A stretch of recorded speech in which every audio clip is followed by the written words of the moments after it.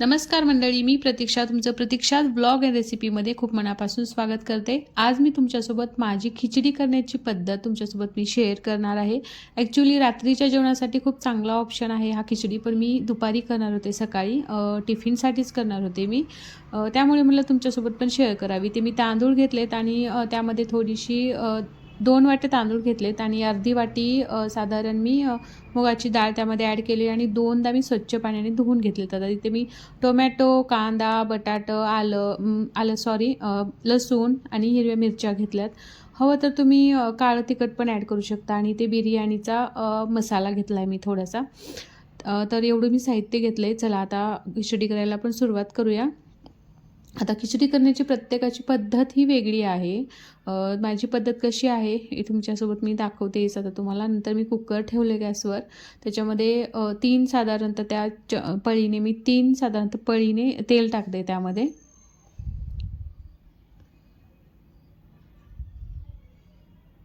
आणि खिचडीला शक्यतो तेल थोडं जास्तच टाकायचं, त्याने काय होतं खमंग होते खिचडी। आता खानदेशी पद्धत म्हणलं तर ती वेगळीच आहे। खानदेशीमध्ये आता मुगाची डाळ नाही टाकत, त्याच्यामध्ये तुरीची डाळ ॲड करतात खानदेशी खिचडी करायची म्हणली तर। आता ही माझी पद्धत तुमच्यासोबत मी शेअर करते। नंतर मी तांदळामधलं सगळं पाणी काढून घेतलं आहे आणि तांदूळ अगोदर आपल्याला 2-3 वेळेस स्वच्छ धुवून घ्यायचं आहे बरं।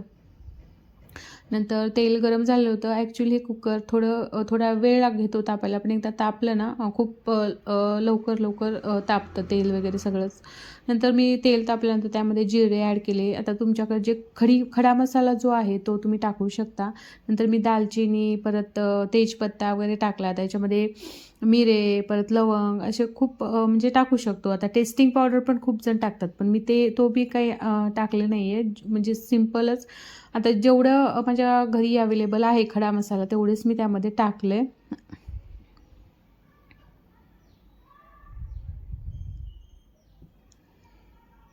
आणि ते छान तळले की आता नंतर आपल्याला त्यामध्ये अगोदर कांदा टाकायचा आहे, कारण कांदा तळायला थोडा वेळ लागतो। लसूण कसं पटकन तळला जातो आणि करपतो, त्यामुळे अगोदर कांदा छान असं तळून घ्यायचा खिचडीमध्ये।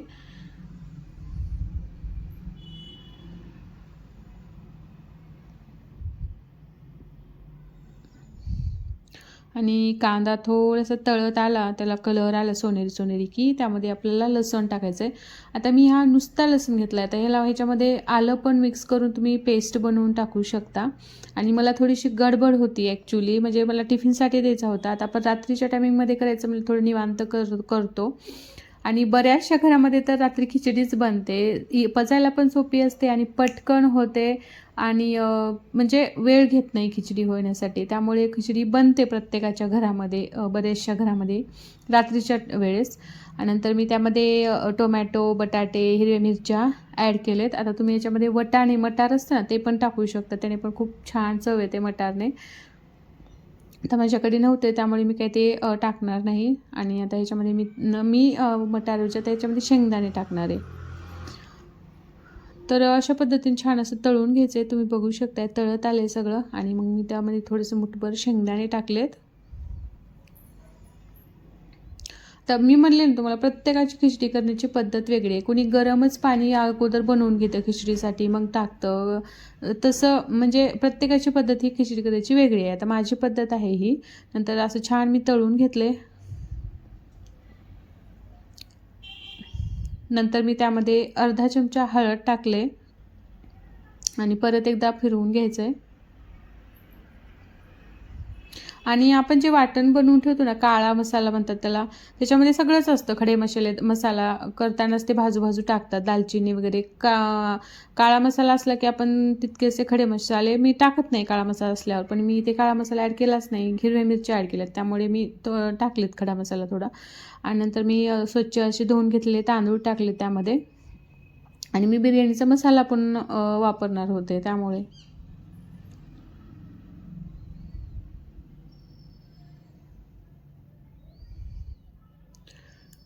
आणि पूर्ण तांदूळ ह्याच्यामध्ये मिक्स करून घ्यायचं, सगळं परतून घ्यायचं व्यवस्थित अशा पद्धतीने।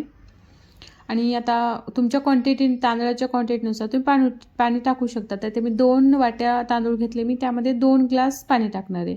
2-2.5 ग्लास, म्हणजे डाळ पण आहे थोडीशी शिजायला. आता कुकरच्या ह्याच्यानुसार आपण शिट्ट्या घेऊ शकतो आपल्याला. तर मी आता माझे 2 कुकर टाकलं की माझी म्हणजे खिचडी बनवून तयार होते 2 शिट्ट्या दिलं की. नंतर मी त्यामध्ये चवीनुसार मीठ टाकलं आणि कुकर लावून दिले. आता ह्याच्यात मी फक्त 2 शिट्ट्या होऊ देणार आहे, कारण माझ्या कुकरच्या 2 शिट्ट्या झाल्या की चांगलं शिजतो भात, खिचडी वगैरे असं. तर इथे बघू शकताय मी नंतर शिट्ट्या दिल्यानंतर काढून घेतले. बघू शकता किती छान शिजलेलं आहे 2 शिट्ट्यामध्येच, आणि बिर्याणी असते ना व्हेज बिर्याणी त्या पद्धतीने झालेला आहे. तर माझी पद्धत अशी आहे, मी टिफिनसाठी करणार होते ॲक्च्युली, म्हणून इथे डबे दिसत असतील तुम्हाला, आणि नंतर मी लगेच टिफिनमध्ये भरून घेतले. तर तुम्हाला माझी खिचडी करायची पद्धत कशी वाटली तर मला कमेंट करून नक्की सांगा. तर बाय बाय, उद्या भेटूया नवीन रेसिपीसोबत.